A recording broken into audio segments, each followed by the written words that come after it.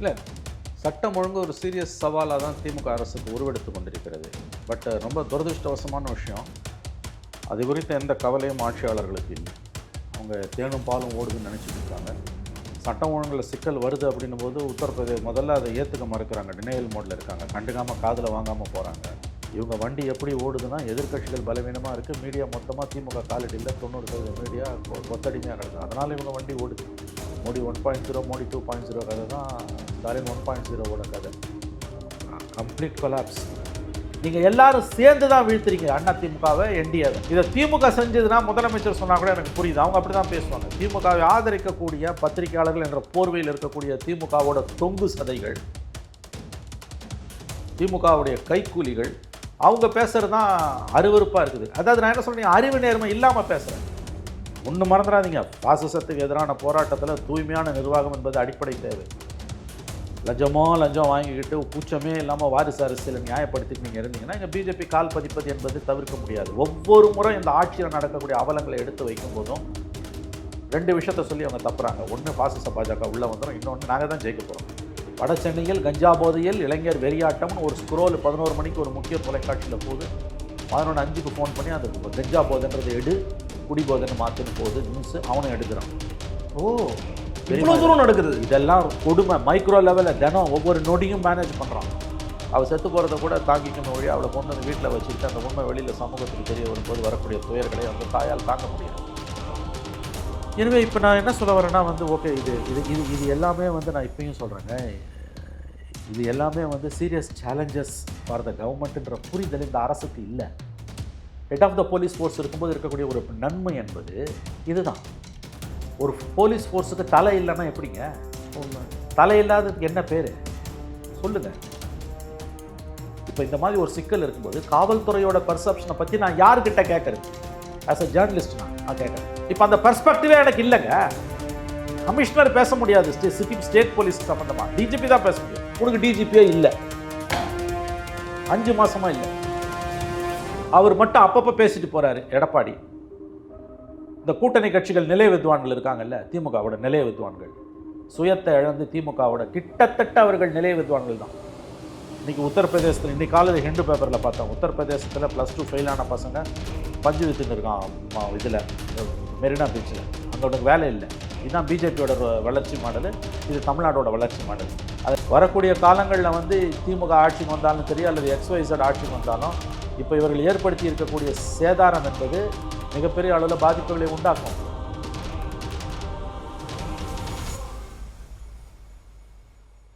நிம்மதி property management. Contact 7667008999. நலம் தரும் நல்லார் சித்த மருத்துவமனை. இதய நோய், சர்க்கரை நோய், பக்கவாதம், சிறுநீரக பிரச்சனை, தண்டுவடம் மற்றும் மூட்டு பிரச்சனைகளுக்கு மிகச்சிறந்த மருத்துவமனை. கிருஷ்ணகிரி, சென்னை மற்றும் மதுரை. தொடர்புக்கு 8807666117 மற்றும் 8807666118. ஃபோர்த் ஸ்டேட் தமிழ் நேயர்களுக்கு அருள்மொழிவர்மனின் அன்பார்ந்த வணக்கங்கள். இது உங்கள் ஃபோர்த் ஸ்டேட் தமிழ் வழங்கும் பெரிதலும் பெரிதக நிகழ்ச்சி. இன்றைக்கு நம்மோடு மீண்டும் இணைகிறார் மூத்த பத்திரிகையாளர் மரியாதைக்குரிய திரு மணி அவர்கள். வணக்கம் சார். வணக்கம். இன்றைக்கு மகாத்மா காந்தி சுட்டு படுகொலை செய்யப்பட்ட ஒரு நாள், ஒரு முக்கியமான ஒரு நாளில் நம்ம கடந்து வந்துகிட்டு இருக்கோம். இந்தியா முழுக்க ஒரு ஃபாஸ்ட் சூழல் அரங்கேறி கொண்டிருக்கும் போது மகாத்மா காந்தி நினைவு கூற வேண்டிய ஒரு தேவையும் இருக்கிறதுன்னு நினைக்கிறேன். அட் த சேம் டைம் இன்றைக்கி தமிழ்நாட்டை பொறுத்தவரைக்கும் நம்ம பார்க்கும்போது நேற்று நடந்த 2 சம்பவங்கள் உங்களுக்கு கட்டாயமாக வந்திருக்கும். ஒன்று பீகார் மாநில தொழிலாளியினுடைய குடும்பம் சிதைக்கப்பட்டது. அதே நாளில் நந்தனத்தில் இருக்கக்கூடிய ஒரு கல்லூரியில் ஒரு பெண் அந்த உணவக ஊழியரால் பாலியல் துன்புறுத்தலுக்கு உள்ளாக்கப்பட்டிருக்காங்கிற செய்தி. இது ரெண்டுமே அதிர்ச்சிகரமான செய்தி. ஏன்னா ரெண்டுமே தலைநகர் சென்னையில் நடந்து கொண்டிருக்கிறது. பல கட்சிகள் அறிக்கை விட்டுருக்கிறாங்க. குறிப்பாக டாக்டர் அன்புமணி ராமதாஸ் அதில் பேசுகிற போது கொலை நகராக மாறுகிறதா தலைநகரம்ங்கிற ரீதியில் கேட்டிருக்கிறாரு. வாட்ஸ் ஹேப்பனிங் அரவுண்ட் த சட்டம் ஒழுங்கு சார்? ஆக்சுவலி இதெல்லாம் அதுக்குள்ளே தான் வருதா? முதல்ல இல்லை, சட்டம் ஒழுங்கு ஒரு சீரியஸ் சவாலாக தான் திமுக அரசுக்கு உருவெடுத்து கொண்டிருக்கிறது. பட் ரொம்ப துரதிருஷ்டவசமான விஷயம், அது குறித்த எந்த கவலையும் ஆட்சியாளர்களுக்கு இல்லை. அவங்க தேனும் பாலும் ஓடுதுன்னு நினச்சிட்டு இருக்காங்க. சட்டம் ஒழுங்கில் சிக்கல் வருது அப்படின்னும் போது உத்தரப்பிரதேச முதல்ல அதை ஏற்றுக்க மறுக்கிறாங்க, டினையல் மோடில் இருக்காங்க, கண்டுக்காமல் காதில் வாங்காமல் போகிறாங்க. பெரிய பிரச்சனையாக வருது அல்லது எதிர்க்கட்சிகள் வலியுறுத்துகிறாங்க அப்படின்னா இது உத்தரப்பிரதேசம், பீகார், குஜராத்தை விட ரொம்ப குறைவு தான். மோடி ஆளக்கூடிய குஜராத்தில் அமித்ஷா நேரடி கட்டுப்பாட்டில் இருக்க டெல்லியை தான் விட இது ரொம்ப குறைவுன்னு ஒரு பதிலை சொல்கிறாங்க. இது அவங்க வந்து ஒப்பீடு என்பது வந்து மற்ற மாநிலங்களுடன் ஒப்பிடும்போது அது கரெக்டு தான், நான் மறுக்கல. உத்தரப்பிரதேசத்தை பீகாரை விட டெல்லியை விட தமிழ்நாடு பெட்டர், ஃபார் பெட்டர்ன்றதில் சந்தேகம் இல்லை. ஆனால் தமிழ்நாடோட அளவுகோல்கள் படி பார்த்தா இது ரொம்ப மோசம். முதல்ல 5 மாதங்களாக ஒரு டிஜிபி இல்லை, இன்னையோட 5 மாதம் ஆகுது. சங்கர் ஜிவால் ஓய்வு பெற்று இன்றுடன் 5 மாதங்கள். 2025 ஆகஸ்ட்டில் சங்கர் ஜிவால் டிஜிபி ஓய்வு பெற்றார். 5 மாதமாக டிஜிபியை போடலை, பொறுப்பு டிஜிபியை போட்டிருக்காங்க. இத்தனைக்கும் உச்சநீதிமன்றத்தில் வழக்கு போன பிறகு யூபிஎஸ்சி அனுப்புகிற பேனல்லேருந்து நீங்கள் போடணும்னு சொன்ன பிறகும் போடலை. 2 தடவை யூபிஎஸ்சி பேனல் அனுப்பிச்சும் இவங்க போடலை. நீதிமன்ற அவமதிப்பு வழக்கு, 2 அவமதிப்பு வழக்கு, contempt of petition against chief secretary, மாநில தலைமைச் செயலாளருக்கு எதிராக 2 நீதிமன்ற அவமதிப்பு வழக்குகள், 2 வழக்குகள். ஒன்று ஹென்ரி திப்பேங் போட்ட வழக்கு, இன்னொன்று அதிமுகவை சார்ந்த ஒருவர் போட்ட வழக்கு. 2ம் உச்சநீதிமன்றத்தில் பெண்டிங்கில் இருக்குது. 5 மாதமாக தமிழக வரலாறுலே கிடையாது டிஜிபியை இல்லை, பொறுப்பு டிஜிபி. இதுவும் வந்து இந்த சட்டம் ஒழுங்கை பற்றி பேசும்போது அந்த நிர்வாக சீர்கேடு பற்றியும் தான் நாம் பேச வேண்டும். அதனால் இது பாதிப்பான கேள்வி எழுப்புறாங்க சார். கண்டிப்பாக பாதிப்பு தான். எப்படின்னு கேட்டிங்கன்னா, ஒரு தலைமை என்பது இல்லாமல் ஹெட்லெஸ் சிக்கன் வாங்க. நீங்கள் வந்து head of the police force, okay, HOPF இல்லைன்னா அதுவும் ஒரு காரணம். அது மட்டுமே காரணம் இல்லை. இப்போ டிஜிபி இருந்தால் கூட இது நடக்கலாம், மாற்று கருத்து இல்லை. ஓகே, பட் இதை பேசும்போது அதை பேசாமல் இருக்க முடியாது. HOPF இல்லைன்றதும் ஒரு இஷ்யூன்னு தான் இதில் நம்ம பேசணும். அது போடுறதாலேயே சரியாயிட போகுதுன்னு சொல்லலை. பட் ஸ்டில் அது இல்லாமல் இந்த பிரச்சனையை பற்றி பேச முடியாது. எந்த அளவுக்கு அரசு வந்து காவல்துறையோட நிர்வாகத்தில் கவனம் செலுத்துது என்பதற்கு அது ஒரு உதாரணம். தனக்கு தானே பாராட்டு மழைகளை போட்டுக்கொண்டு நாங்கள் தான் ஜெயிப்போம், நாங்கள் தான் ஜெயிப்போம், நாங்கள் தான் ஜெயிப்போம், ஜெயிச்சுட்டே போங்க. இப்போ இருக்க கதைக்கு வாங்க.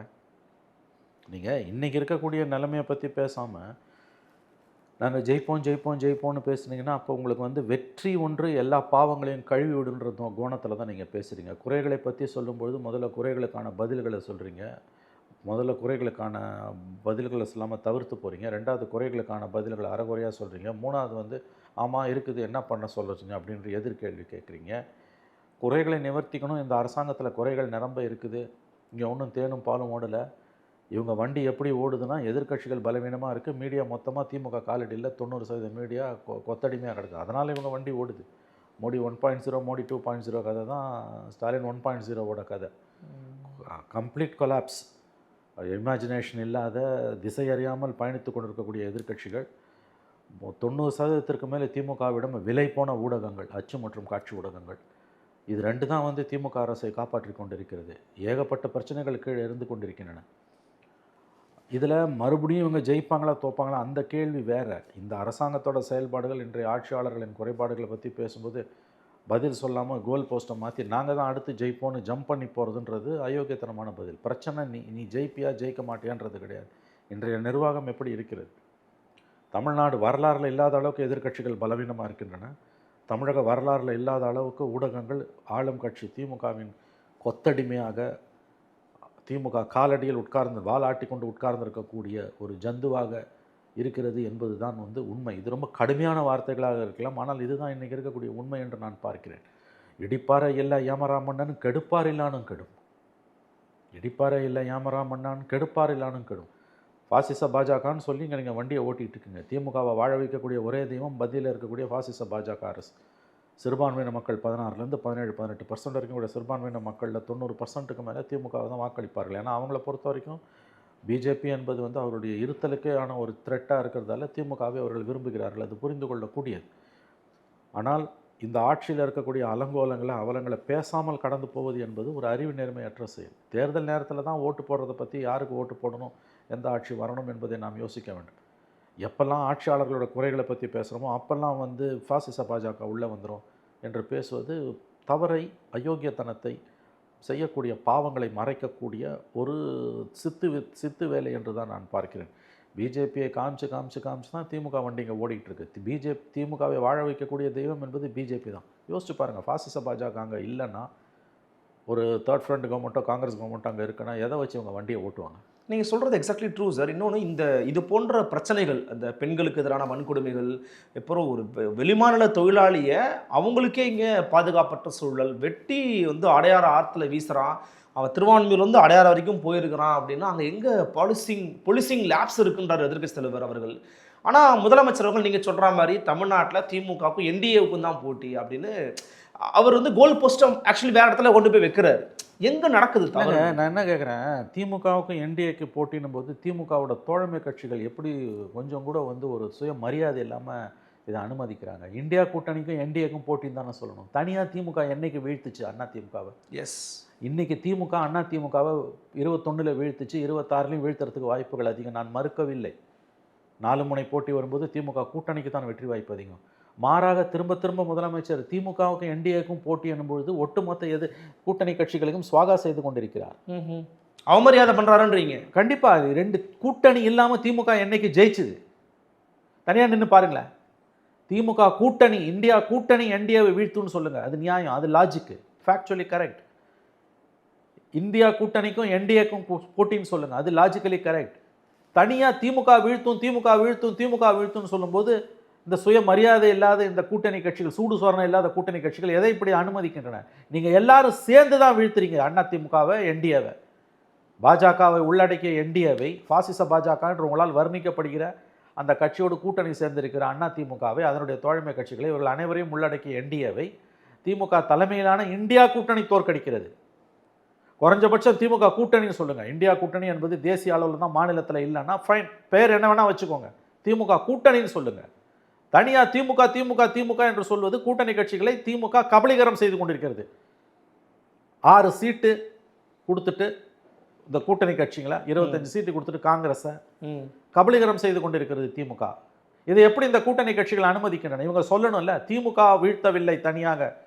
1% ஓட்டு இருக்க சிபிஐ சிபிஎம்மும் சேர்ந்து, 1% ஓட்டு இருக்க விசிகாவும் சேர்ந்து, 4% ஓட்டு இருக்க காங்கிரஸும் சேர்ந்து, எல்லாம் சேர்ந்து தான் திமுகவுக்கு முட்டு கொடுத்து அண்ணா திமுக கூட்டணியை திமுக வீழ்த்துறதுக்கு உதவியாக இருக்காங்க. தனிப்பட்ட முறையில் திமுக திமுக திமுக என்டிஏ என்பது குறைந்தபட்ச அறிவு நேர்மை இல்லாத பேச்சு. இன்னொன்று தமிழ்நாடு வர்சஸ் என்டிஏ அப்படின்னையும் அதை வந்து ப்ரொஜெக்ட் பண்ணுறாரு முதல்ல. அதை செஞ்சுட்டு போட்டோம், அதில் தப்பு கிடையாது. அது எப்பயுமே ஆட்சியாளர்கள் வந்து தங்களுடைய வெற்றியை வந்து தங்களுடைய குறை எதிரி மீதான தாக்குதலை தாங்கள் தொடுக்கக்கூடிய தாக்குதல் என்று சொல்லாமல் தமிழ்நாடு கொடுக்கக்கூடிய தாக்குதல் வாங்க. யாராவது திமுக மந்திரியை பிடிச்சி உள்ளே போட்டிங்கன்னா தமிழ்நாட்டின் மீதான தாக்குதல் தான் சொல்லுவாங்க, மோடி மேலே சொல்கிற மாதிரி. அந்த மாதிரி அது என்டிஏ வர்சஸ் இந்தியா கூட்டணின்னு சொல்லு, இல்லை என்டிஏ வர்சஸ் திமுக கூட்டணின்னு சொல்லு. தனியாக திமுக எங்கே திமுக ஜெயிச்சது சொல்லுங்கள்? எந்த இடத்துல திமுக தனியாக ஜெயிச்சது? Just show me one election. Jayalalithaa ஜெயிச்சிருக்காங்க 16 குட்டி குட்டி கட்சியை வச்சுட்டு. 2004 24 வரைக்கும் 20 வருஷத்தில் 4 அசம்பிளி 4 பார்லிமெண்ட் எலெக்ஷனில் காங்கிரஸ் கூட்டணியோட தான் திமுக ஜெயிச்சது. அப்புறம் அதை தனியாக திமுக வெற்றின்னு எப்படி ப்ரொஜெக்ட் பண்ணுறீங்க? இதை திமுக செஞ்சதுன்னா முதலமைச்சர் சொன்னால் கூட எனக்கு புரியுது, அவங்க அப்படி தான் பேசுவாங்க. திமுகவை ஆதரிக்கக்கூடிய பத்திரிகையாளர்கள் என்ற போர்வையில் இருக்கக்கூடிய திமுகவோட தொங்கு சதைகள், திமுகவுடைய கைக்கூலிகள், அவங்க பேசுகிறது தான் அருவருப்பாக இருக்குது. அதாவது நான் என்ன சொல்கிறேன், அறிவு நேர்மை இல்லாமல் பேசுகிறேன். ஃபேக்ட்ஸில் காம்ப்ரமைஸ் பண்ணாத. Facts are sacred, opinions are ஃப்ரீன்னு வாங்க. 8 எலெக்ஷனில் நீங்கள் ஜெயிச்சிருக்கீங்க, தோற்றுருக்கீங்க. காங்கிரஸ் கூட இருக்கிறதால தான் இது சாத்தியப்பட்டது. நீங்கள் காங்கிரஸ் அந்த அளவு ஏகடையம் பண்ணுறீங்க. 8 எலெக்ஷன் நீங்கள் எப்படி இப்போ ஃபங்க்ஷன் பண்ணீங்க? சரி, இவ்வளோ பேசுகிறிய காங்கிரஸை கைட்டுடு. அது எதுக்கு ராகுல் காந்தி கிட்ட போய் பேசுகிறீங்க? இப்போ என்டிஏவை திமுக தான் எதிர்கொள்ளும் என்பது எவ்வளவு தூரம் வந்து ஒரு, அதாவது இந்த கூட்டணி கட்சிகள் இந்த அளவுக்கு சுய மரியாதை இழந்து, தன் வயத்தை இழந்து, இந்த அளவுக்கு எதற்கு திமுகவிடம் இவர்கள் அடிமையாக வேண்டும்? இது கூட்டு முயற்சி. பாசிச பாஜகன்னா 4 வருஷம் பாசிச பாஜகவோட கூட்டணியில் இருந்த திமுகவோட இருந்துக்கிட்டு இந்த வார்த்தையை நீங்கள் சொல்கிறீங்க. எப்போ? பாபர் மசூதி இடித்த பிறகு பிஜேபி கூட்டணியில் இருந்தது. குஜராத் இனப்படுகொலைகள் உச்சத்தில் இருக்கும்போது திமுக பிஜேபியோட இருந்தது. இது திமுகவோட வரலாறு. இப்போ வரலாறு இவ்வளோ தெளிவாக இருக்கும் பொழுது, உண்மைக்கு மாறான ஒரு கருத்தை பச்சை பொய்ய ஆட்சியாளர்கள் சொல்லும் பொழுது அதை செவிமடுத்து கொண்டு திமுக என்டிஏக்கு தான் போட்டி என்றக்கூடிய அந்த வாதத்தை, அதாவது எல்லாத்தையும் நாங்கள் தான் செஞ்சோம், இது எந்த அளவுக்கு உண்மைக்கு புறம்பானது? டெல்லியில் தேசிய அளவில் தன் கூட்டணி கட்சிகளை பிஜேபி எப்படி விழுங்குதோ அந்த மாதிரி தமிழ்நாட்டில் கூட்டணி கட்சிகளை திமுக விழுங்குது. இது தெரிஞ்சே இந்த கூட்டணி கட்சிகள் விலை போய் கொண்டிருக்கின்றன. ஸோ இந்த 6 சீட்டுக்கும் கிடைக்கக்கூடிய வேறு சில விஷயங்களுக்கும் கொடுத்தாங்கல்ல, 15 கோடியும் 10 கோடியும். அப்போ இந்த நிலைமைக்கு அதுதான் காரணம்னு சொல்கிறதுல என்ன தப்பு? ஒன்று மறந்துடாதீங்க, பாசிசத்துக்கு எதிரான போராட்டத்தில் தூய்மையான நிர்வாகம் என்பது அடிப்படை தேவை. லஞ்சம் வாங்கிக்கிட்டு கூச்சமே இல்லாமல் வாரிசு அரசியலை நியாயப்படுத்திட்டு நீங்கள் இருந்தீங்கன்னா இங்கே பிஜேபி கால் பதிப்பது என்பது தவிர்க்க முடியாது. ஒவ்வொரு முறை இந்த ஆட்சியில் நடக்கக்கூடிய அவலங்களை எடுத்து வைக்கும் போதும் 2 விஷயத்த சொல்லி அவங்க தப்புறாங்க. ஒன்று, பாசிச பாஜக உள்ளே வந்துடும். இன்னொன்று, நாங்கள் தான் ஜெயிக்க போகிறோம். ஜெயிக்கிறது தோக்கிறத பற்றின பிரச்சனை இல்லைங்க இது. ஆட்சியாளர்களின் ஆட்சியின் அவலங்களை பற்றி பேசும்போது அதற்கான பதில் என்ன? அதான் சார் கேள்வியாக இருக்குது. பாருங்களேன், அதாவது சமூகத்தில் இப்படி ஒரு பதற்றமான சூழல் இருக்குது, தலைநகரத்தில் இப்படி ஒரு பிரச்சனை நடக்குதுன்னு எல்லாரும் கேள்வி கேட்டுக்கிட்டு இருக்கும்போது, இந்த கருத்து கணிப்பில் பார்த்தீங்களா, திமுக 46% வந்து இந்த அலையன்ஸ் வந்து வின் பண்ண போது மீண்டும் அரியணை ஏற போகிறாங்கன்ற ஒரு பர்செப்ஷனோ அல்லது ஒரு டாக்கியோ கிரியேட் பண்ணுறதன் மூலமாக இதை டைல்யூட் பண்ணுறாங்க. முக்கியமான சமூக பிரச்சனை டைல்யூட் பண்ணுறாங்கல்ல, இது திட்டமிட்டு நடக்குதான்னு 100% திட்டமிட்டு நடக்குது. இன்றைக்கி கருத்து கணிப்பை பற்றி பேச வேண்டிய அவசியம் என்ன வந்தது? அது உண்மையாக கூட இருக்கட்டும். நான் மறுபடியும் சொல்கிறேன், அந்த கருத்து கணிப்போட வெராசிட்டியை பற்றி நான் இப்போ பேச வரல. அது உண்மையாக கூட இருந்துட்டு போட்டோம். பிரச்சனை ஆட்சியின் அவலங்கள். அதுக்கு உங்கள் பதில் என்ன? கேட்டால் பார்த்தியா, அவன் ஓட்டர் ஐடி இப்படி சொல்லிட்டான், இவன் இப்படி சொல்லிட்டான். ஏன் தினமலர் சாணக்கியா அடுத்த 2 நாளாக வந்துட்டு இருக்கக்கூடிய கருத்து கணிப்பில் அவன் என்ன சொல்கிறான்? 22% தான் உங்களுக்கு ஆதரவுன்றான். எதை நம்புறது? அதிமுகலேருந்து ஜெயிக்குதுங்கிறாரு சாணக்கியா. 22% தான் இந்த கவர்மெண்ட்டுக்கான சப்போர்ட் பேஸு, 78% இந்த கவர்மெண்ட்டுக்கு எதிர்ன்றான் அவன். அப்போ இது அவன் உள்நோக்கத்துக்கு கருத்து கணிப்புகளை பயன்படுத்துகிறான். தேர்தல்கள் எங்கேயோ கிடக்குது. Elections R far away. இன்னும் நோட்டிஃபிகேஷனே வரல. நோட்டிஃபிகேஷன் வரணும், சீட் ஷேரிங் முடியணும், கேண்டிடேட்ஸ் அனௌன்ஸ் பண்ணி கேம்பெயின் ஸ்டார்ட் பண்ண பிறகு தான் உண்மையான கருத்து கணிப்பு வர முடியும். அதுக்கு முன்னாலே எனக்கு 46% அப்படின்னா இது என்ன பேச்சு இது? அதை இப்போ சொல்ல வேண்டிய அவசியம். எலெக்ஷனே நடத்தாது, நீங்கள் தான் ஜெயிச்சுன்னு சொல்லிட்டு போங்களேன். எதுக்கு இன்னத்துக்கு எலெக்ஷன்? அங்கே மோடி ஃபார் எவர்ன்ற மாதிரி இங்கே ஸ்டாலின் ஃபார் எவர்னு சொல்லிட்டு போங்க. பிரச்சனை அது இல்லைங்க.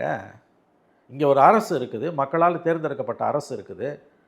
அது மத்திய அரசாங்கத்துடைய கடுமையான கெடுபிடிகளுக்கு மத்தியில் தான் ஆளுது. அதெல்லாம் உண்மை. எந்த ஒரு மாநில முதலமைச்சரும் சந்திக்காத ஆளுநரோட அராஜகத்தை நான் சந்தித்திருக்கிறேன் என்று ஸ்டாலின் சொல்கிறாரு. அது 100% உண்மை. எம்ஜிஆரோ கருணாநிதியோ ஜெயலலிதாவோ எடப்பாடியோ சந்திக்காத அளவுக்கு ஆளுநரோட அராஜகத்தை ஸ்டாலின் சந்தித்து கொண்டிருக்கிறார். Yes, it is true. ஒவ்வொரு கட்டத்திலையும் இந்த ஆளுநர் கட்டையை போடுறார். நாம் மறுக்கவில்லை. நீங்கள் சுப்ரீம் கோர்ட்டில் போகிறீங்க, கேஸ் போடுறீங்க, ஜெயிக்கிறீங்க, எல்லாம் கரெக்டு. அந்த விதத்தில் இந்த அரசாங்கத்தை நாம் குறை சொல்லவில்லை. ஆனால் இங்கே தேனும் பாலும் ஓடுது, இங்கே எந்த குறையும் இல்லைன்னு நீங்கள் சொல்கிறதும், சட்டம் ஒழுங்கு மிகப்பெரிய அளவில் ஒரு சிக்கலாகி கொண்டிருக்கும்போது அதை பற்றி கவலையே படாமல் மேலே போகிறதும், 5 மாதமாக டிஜிபி இல்லை, ஃபுல் டைம் டிஜிபி இல்லை, எதிர்க்கட்சி தலைவர் மட்டும்தான் பேசுகிறார். ஒரு பத்திரிகை எடிட்டோரியல் எழுதுகிறார், எக்ஸாக்ட்லி ஒரு தொலைக்காட்சி விவாதம் நடத்தலை. அப்போ இது என்ன மாநிலம் இது? ஏன்னா 90%க்கு மேலே அவங்க திமுக காலடியில் உட்காந்துருக்க கொத்தடிமையாக இருக்காங்க.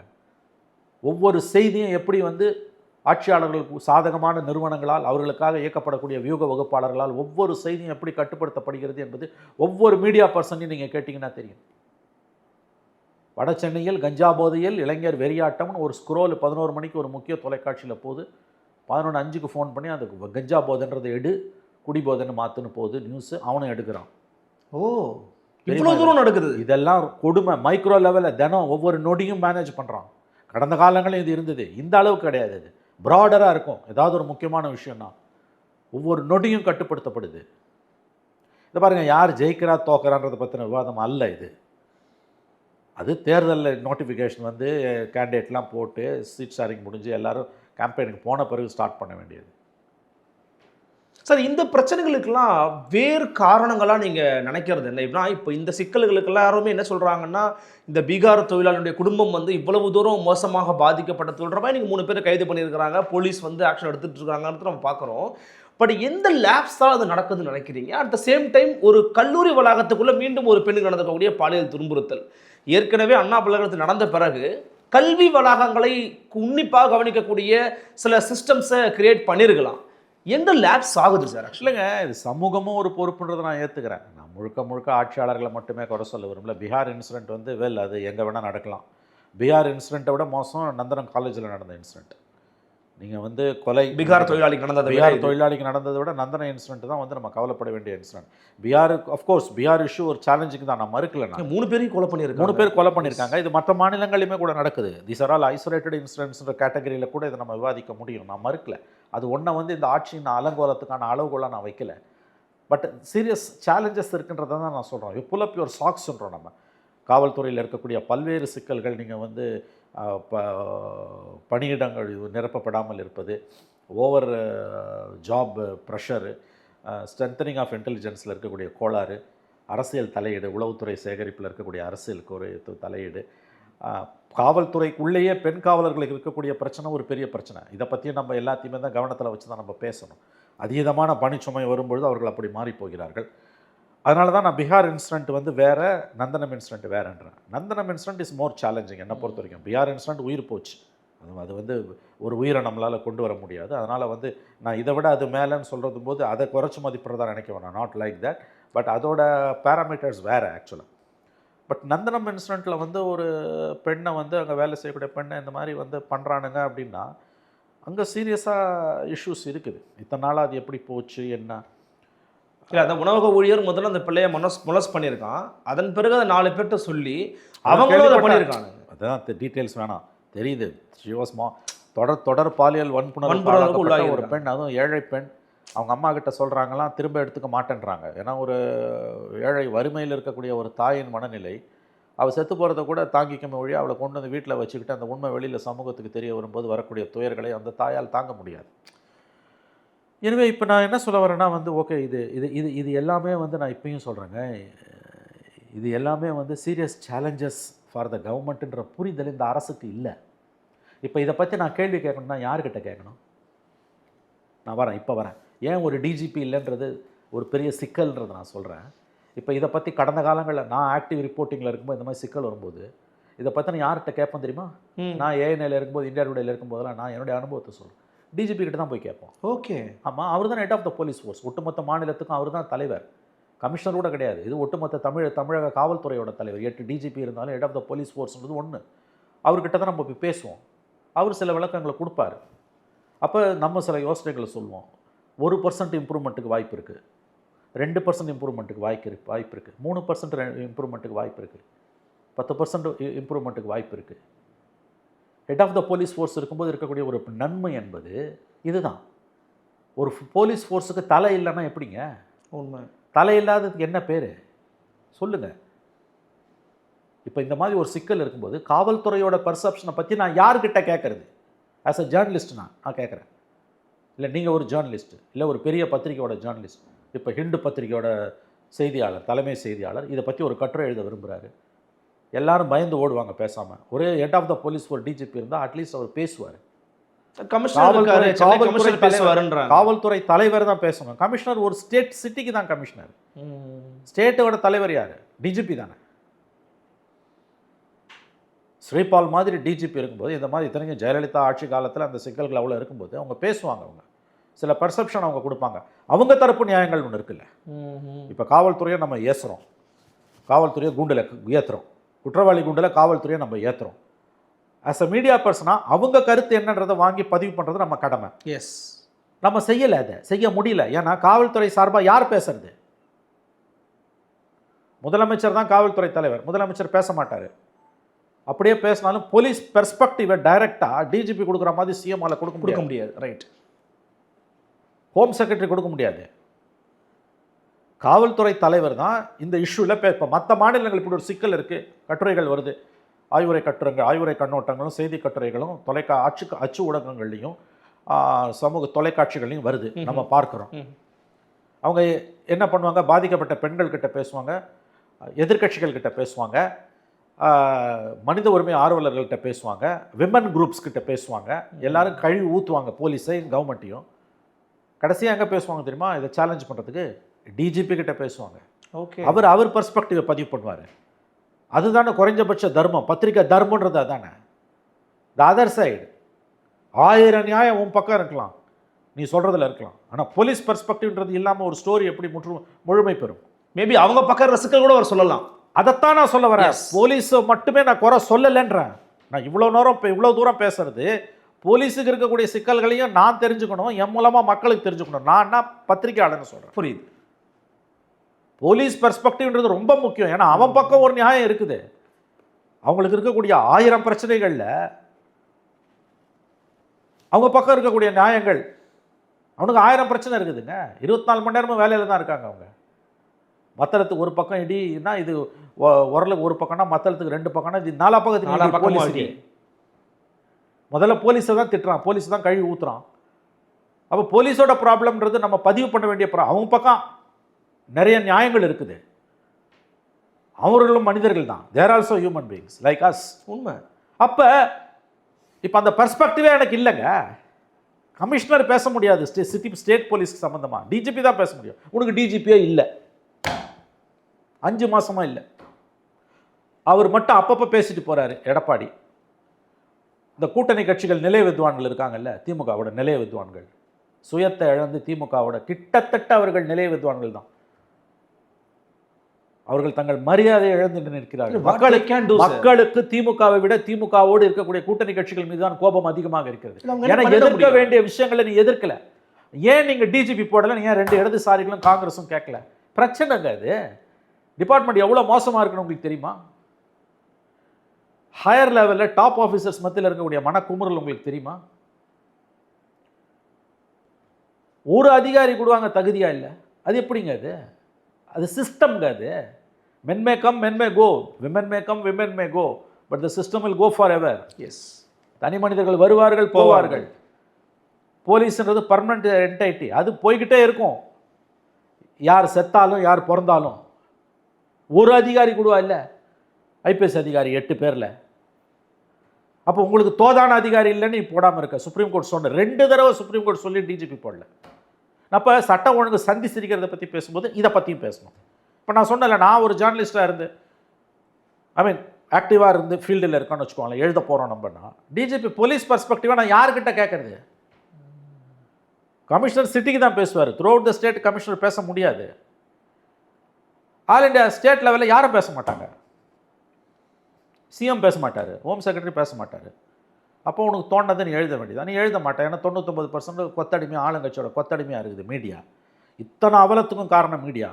ஏன்னா டிஎன் சேஷன் சொன்னார் ஒரு தடவை, இந்த நாட்டோட அத்தனை அவலங்களில் மன்னிச்சிடலாம், ஆட்சியாளர்களை மன்னிச்சிடலாம், அதிகாரியை மன்னிச்சிடலாம், போலீஸ்காரனை மன்னிச்சிடலாம், ஜட்ஜை கூட மன்னிச்சிடலாம், ஆனால் மீடியாவை மன்னிக்க முடியாது. ஏன்னா எல்லார் குறைகளையும் சொல்கிறதுக்காக தான் அந்த தொழிலே உருவாச்சு அப்படின்னார். எல்லாத்துக்கும் பாசிச பாஜக, மோடி, ஆர்எஸ்எஸ் இந்த கதையை வச்சுட்டு நீங்கள் வண்டியை ஓட்டிகிட்டு இருக்கீங்க. இங்கே சந்தி சிரிக்குது. இதில் இன்னொரு பெர்ஸ்பெக்டிவ் ஒன்று நான் கேட்டு நிறைவு பெற விரும்புகிறேன். இந்த பீகார் மாநில தொழிலாளர்கள் பிரச்சனையை வந்து இன்னொரு விஷயமா எப்படி கொண்டு போகிறாங்கன்னா, no safety for north Indians in Tamil Nadu. இது வந்து ஏற்கனவே ஒரு வடமாநில தொழிலாளி ஒருத்தர் வந்து திருத்தணியில் 4 பசங்க வந்து ஒரு போதையில் வந்து அட்ராசிட்டிஸ் பண்ணாங்க, அடித்து கொலவே பண்ண பார்த்தாங்க. அப்புறம் அந்த தம்பியை வந்து திருப்பி அவங்க மாநிலத்துக்கு அனுப்பிச்சிட்டாங்க. இப்போ ஒரு குடும்பத்தையே வந்து இதில் ஒரே ஒரு கெட்டதில் நல்லதுன்னு சொல்ல முடியாது, பட் அந்த வார்த்தையை பயன்படுத்துறதுக்கு காரணம் என்னென்னா, தாக்குதல் நடத்துகிறவங்களும் பீகார் மாநில தொழிலாளர்கள் தான், அதை பண்ணவங்களும் அவங்களா தான் இருக்கிறாங்க. அப்போ இது அதை நோக்கி ஒரு டாக்கை கிரியேட் பண்ணிடுமா சார்? இல்லைங்க, நான் என்ன சொல்ல வரேன், ஒட்டுமொத்தமாக அப்படி சொல்ல முடியாது. இங்கே வடமாநில தொழிலாளர்கள் பாதுகாப்பு கிட்டத்தட்ட 1 கோடி புலம்பெயர் தொழிலாளர்கள் தமிழ்நாட்டில் இருக்கு. உண்மை. கிட்டத்தட்ட 1 கோடி பேர். சம்சே 90 lakhs, சம்சே 80 lakhs. 1 கோடின்னு வச்சுக்கோங்க, கணக்குக்கு வச்சுக்கோங்க. 1 கோடி புலம்பெயர் தொழிலாளர்கள் இருக்காங்க. அவங்க தான் நம்முடைய மாநிலத்தை வாழ வைக்கிறாங்க. நம்முடைய ஜிடிபி இவ்வளோ போயிடுச்சு அவ்வளோ போயிடுச்சு நம்ம பெருமையாக பேசிக்கிறோமே, அதுக்கு வந்து முக்கியமான காரணம் அச்சாணி அந்த புலம்பெயர் தொழிலாளர்கள். அதில் ஒரு 40% அவன் மாநிலத்துக்கு திரும்பினா கூட இங்கே நம்ம ரொம்ப கஷ்டப்படுவோம் இல்லையா? உண்மை. எல்லா தொழிலும் இருக்கான், எல்லா தொழிலும் இருக்கான். அவனை நம்ம காப்பாற்ற வேண்டியது நம்ம கடமை. இன்னும் சொல்லப்போனால் உலகின் பல நாடுகள், முன்னேற்றம் அடைந்த நாடுகள் புலம்பெயர்ந்தவர்களால் தான் வந்து மேலே வந்து உயர்ந்து இருக்குது. History of human civilisation is history of migration. Yes. மனித குலத்தின் வளர்ச்சி என்பது புலம்பெயர் தொழிலாளர்களோட வளர்ச்சி. அதை புரிஞ்சுக்கோங்க முதல்ல. இது வளர்ச்சியின் அறிகுறி. இன்றைக்கி உத்தரப்பிரதேசத்தில் இன்றைக்கி காலையில் ஹிண்டு பேப்பரில் பார்த்தோம், உத்தரப்பிரதேசத்தில் +2 ஃபெயிலான பசங்க பஞ்சு வித்துன்னு இருக்கான் இதில் மெரினா பீச்சில். அங்கே உனக்கு வேலை இல்லை. இதுதான் பிஜேபியோட வளர்ச்சி மாடலு, இது தமிழ்நாடோட வளர்ச்சி மாடல். அதை நீ தமிழ்நாடு மாடலு, திராவிட மாடல், என்ன எக்ஸ் மாடல் வேணால் நீ சொல்லிக்கோ. இது வளர்ச்சி அடைந்து கொண்டு இருக்கக்கூடிய வளர்ச்சி மாடல். இது வளர்ச்சி மாடல். அதில் எந்த சந்தேகமே நமக்கு இல்லை. அது ஒன்றும் திமுகவால் மட்டும் வரல, அதுக்கு முன்னால் எல்லாரும் எல்லா கட்சிகளும் இவங்க பங்குக்கு முன்னே எடுத்துகிட்டு போயிருக்காங்க. இவங்க மட்டுமே அதுக்கு சொந்தம் கொண்டாட முடியாது. இங்கே பிரச்சனை இப்போ வருது. இதை தீர்க்கறதுக்கு என்ன பண்ண போறீங்கன்னு தான் நம்ம கேட்குறோம். இதை சொல்கிறதால வந்து பிஜேபி ஆர்எஸ்எஸ் கோணத்தில் இருந்துட்டு தமிழ்நாட்டில் ஒன்றுமே இல்லை, வட இந்தியாவை பார், குஜராத்தை பார், ஊபியை பாருலாம் நம்ம அயோக்கியத்தனமாக பேசல. அந்த வாதத்தை எடுத்து வைக்கிறாங்க. அவன் வந்து முட்டாள்கள் அவர்கள். அப்படின்னா இப்போ பஞ்சு வித்தவன் 12ஆம் கிளாஸ் படித்த பையன் தமிழ்நாட்டிலேருந்து யூபியில் போய் ஒன்றும் செய்ய மாட்டான். ஆனால் யூபியில் ஏன் தமிழ்நாட்டுக்கு வரான்? 1 கோடி பேர் வட இந்தியாவில் ஏன் தமிழ்நாட்டுக்கு வரான்? இது வளர்ச்சி அடைந்த, வளர்ச்சி நோக்கி சென்று கொண்டிருக்கக்கூடிய ஒரு மாநிலம். இங்கே வளர்ச்சி குறியீடுகள் அற்புதமாக இருந்து கொண்டிருக்கின்றன, அதில் எந்த சந்தேகமும் வேணாம். தமிழ்நாடு ஒரு முன்னேறிய மாநிலம், முன்னேறி கொண்டிருக்கக்கூடிய மாநிலம். மோடி அரசாங்கத்தோட நித்தி ஆயோகோட கணக்குப்படியே வந்து பார்த்தீர்கள் என்றால் கூட வந்து முதல் 3 மாநிலங்களில் நாம் வந்து கொண்டிருக்கிறோம். இதெல்லாம் இந்த பெருமையை பேசி நீங்கள் வண்டி ஓட்ட முடியாது. நிர்வாகம், அரசு நிர்வாகம்னு ஒன்று இருக்குது. அடிப்படை வந்து சட்டம் ஒழுங்கை பராமரிக்கணும், மனித உயிர்களுக்கு பாதுகாப்பு கொடுக்கணும், பெண்கள் பாதுகாப்பை உறுதிப்படுத்தணும். இதுதான் வந்து ஒரு அரசாங்கத்தோட தலையாய கடமை. நீ அதில் கோட்டை விட்டுட்டு மற்றதெல்லாம் பேசுனீங்கன்னா என்ன பிரயோஜனம்? ஏன்னா இப்போ இதில் சிக்கல் இருக்குது. இது நம்ம சொல்கிறதுல சிக்கல் இருக்குதுங்க. என்ன செய்ய போறீங்க நம்ம கேட்குறோம். யார்கிட்ட போய் கேட்குறது? இது வரைக்கும் 3 மாசமா கிட்டத்தட்ட வந்து 4-5 தடவை டிஜிபி ஏன் போடலைன்னு எடப்பாடி கேட்டிருப்பாரு. பதிலே கிடையாது. பதில் வந்தாலும் ரகுபதி கிட்ட வந்து கண்டமேனிக்கு தாறுமாறாக வருது. தனி மனித தாக்குதல். அதை சொல்ல நீ யாரு? இதுக்கு முன்னாடி நீ இருந்திருக்குது, உனக்கு என்ன தெரியும்? நீ ஊபியே இப்படிதான் பண்ணிக்கிட்டு இருக்கு. ஊபியில் நீ யாருக்கு உதாரணம் எடுக்கிற? ஆமாம், ஊபியில் இதை விட மோசம். இந்த பிரகாஷ் சிங் ஜட்ஜ்மெண்ட் அமல்படுத்தாத மாநிலங்களில் ஆமாம் தமிழ்நாடு ஒன்று. தமிழ்நாடு மட்டுமே ஒரே மாநிலம் நான் சொல்ல. இதை விட மோசம் யூபி. அங்கே வந்து 18வது லிஸ்ட்டில் இருக்கக்கூடிய, ரேங்க்கில் இருக்கக்கூடியவரை தூக்கி வந்து முதல்ல போடுறாங்க. பல மாநிலங்கள் பிரகாஷ் சிங் ஜட்ஜ்மெண்ட்டை வந்து ஃபாலோ பண்ணல. ஆனால் நீங்கள் யாரை உதாரணமாக எடுத்துக்கணும்? முன்னேற்றம் அடைந்த ஒழுங்காக இருக்க மாநிலங்களை எடுத்துக்காம உத்தரப்பிரதேசனால எது ஞாபகம் வரும் நமக்கு தெரியும். அந்த மாநிலத்தை நீங்கள் அளவுகோலாக எடுக்கிறீங்கன்னா அப்போ உங்களுக்கு ஏற்ற மாதிரி நீங்கள் வந்து சட்டத்தை வளைக்கிறீங்க. இது ரொம்ப ஆபத்தான போக்கு. நாளைக்கு வரக்கூடிய ஆட்சியாளர்கள் சீனியாரிட்டியை ஃபாலோ பண்ணாமல் விருப்ப வெறுப்பின் அடிப்படையில் டிஜிபியை நியமிப்பாங்க என்பது காவல்துறையோட மொராலை, மன உறுதியை பாதிக்கும். சீனியர் ஆஃபீஸர்ஸோட மன உறுதி பாதிக்கப்படும். இது ரொம்ப ராங் பிரசிடென்ட். இது நல்லதல்ல, காவல்துறைக்கு நல்லதல்ல. காவல்துறைக்கு நல்லதல்ல என்றால் அரசு நிர்வாகத்துக்கு நல்லதல்ல. அரசு நிர்வாகத்துக்கு நல்லது என்றால் மாநிலத்துக்கு நல்லதல்ல. மறந்து விடாதீர்கள். ஒரு உதாரணத்துக்காக சொல்லுகிறேன். ஃபெமினிஸ்ட் இதை ஒப்புக்கொள்ள மாட்டார்கள். நான் புரிதலுக்காக சொல்லுகிறேன். இட்ஸ் லைக் அ பிந்தின்வாங்க. ஒரு பெண்ணுக்கு வந்து பரவலான புரிதலுக்கு குங்குமம் பொட்டு எப்படி வந்து ஒரு அடையாளமோ அல்லது அழகோ, அதுபோல் வந்து ஒரு மாநிலத்தின் அழகு என்பது, அடையாளம் என்பது சட்டம் ஒழுங்கு சிறப்பாக இருப்பது. அங்கேயே சிக்கல் வருது. அதில் காவல்துறைக்கு தலைவரே இல்லை 5 மாதங்கள் என்றால் அந்த அரசின் லட்சணம் என்ன என்பது மக்களுக்கு தெரிய வரும். நீங்கள் உங்களுக்கு நீங்களே மாலை போட்டுக்கிட்டு விளம்பரத்தில் மட்டுமே வாழ்ந்து கொண்டிருக்கிறீர்கள். இந்த ஆட்சியில் சாதனைகள் இல்லை என்று யாரும் சொல்லவில்லை. நிரம்ப சாதனைகள் இருக்கின்றன. இணையாக வேதனைகளும் பெருகி கொண்டிருக்கின்றன. இந்த வேதனைகள் என்பவை ரொம்ப டீப் சீட்டட், அதாவது ஆழமாக புரையோடி போடிய வேதனைகள். வரக்கூடிய காலங்களில் வந்து திமுக ஆட்சிக்கு வந்தாலும் தெரியும், அல்லது XYZ ஆட்சிக்கு வந்தாலும் இப்போ இவர்கள் ஏற்படுத்தி இருக்கக்கூடிய சேதாரம் என்பது மிகப்பெரிய அளவில் பாதிப்புகளை உண்டாக்கும். அதைத்தான் நம்ம இங்கே பதிவு பண்ண விரும்புகிறோம். நான் டு அ லார்ஜ் எக்ஸ்டென்ட் நான் மறுபடியும் சொல்கிறேன், ஐ வில் பிளேம் மீடியா. நீங்கள் வந்து 5 மாதங்களாக ஒரு டிஜிபி ஒரு மாநிலத்தில் இல்லை, ஒரு வளர்ச்சி அடைஞ்ச மாநிலத்தில் ஒரு மேஜர் நியூஸ் பேப்பர் அதை பற்றி ஒரு எடிட்டோரியல் எழுதலை. ஒரு டிடிவி எங்கே போனார் இதுதான் 24 மணி நேரமும் பேசுகிறானுங்க. ஒரு மேஜர் நியூஸ் பேப்பர் எடிட்டோரியல் எழுதலை. ஒரு தொலைக்காட்சி அதை பற்றி விவாதம் பண்ணல. அப்போ ஆட்சியாளர்கள் எந்த அளவுக்கு இவர்கள் வந்து கொத்தடிமைகளாக வெண்சாமரம் வீசுபவர்களாக இருக்கிறார்கள் என்பது தெரிய வருகிறது. இதுதான் மிகவும் பெரிய ஆபத்து. வளர்ச்சின்னு சொல்லிக்கிட்டு நாங்கள் தான் ஜெயிக்க போகிறோன்னு ஓட்டர் சொன்னால் அவன் சொன்னான் இவன் சொன்னான்னு பேசுகிறதால எந்த பிரயோஜனமும் இல்லை. ஜெயிச்சுட்டு போங்க. ஜெயிச்ச பிறகு என்ன? ஜெயிச்சு வர்றதால வந்து மாநிலத்துக்கு என்ன லாபம்? அதை சொல்லுங்க. வெற்றி தோல்வியை பற்றி பேசுகிற நேரம் அல்ல இது. ஆட்சியின் செயல்பாடுகளை பற்றி பேசும்போது, குறைகளை முன்வைக்கும் போதெல்லாம் நாங்களே ஜெயிக்க போகிறோம், நாங்கள் ஜெயிக்க போகிறோன்னு அவங்க சொல்லிட்டாங்க இவங்க சொல்லிட்டாங்கன்னு நீங்கள் பேசுவது என்பது உங்கள் பலவீனத்தை மறைப்பதற்காக நீங்கள் போடக்கூடிய நாடகம் என்று தான் புரிந்து கொள்ளப்படும். கொடுமை என்னன்னா, எதிர்க்கட்சிகள் பலவீனமாக இருக்குது. ஜனநாயகத்தோட பேர் ஆபத்து எதிர்க்கட்சிகள் பலவீனமாக இருப்பது. நாம் அடிக்கடி பேசியிருக்கிறோம். ஒரு வலிமையான வளமான ஜனநாயகத்துக்கு ஆளும் கட்சி எவ்வளவு வேண்டுமானாலும் பலவீனமாக இருக்கலாம், ஆனால் எதிர்க்கட்சி பலவீனமாக இருக்கக்கூடாது. தமிழ்நாட்டோட சாபக்கேடு இன்றைக்கு எதிர்க்கட்சிகள் பலவீனமாக இருப்பதும், அதைவிட பெரிய சாபக்கேடு மீடியா. 90% மீடியா, அச்சு மற்றும் காட்சி ஊடகங்கள் ஆட்சியாளர்களின் கொத்தடிமைகளாக மாறி போனது. பலவிதமான கருத்தை சட்டம் ஒழுங்கு ரீதியாக வந்து பகிர்ந்துக்கிட்டீங்க சார். மிக்க நன்றி சார். நன்றி.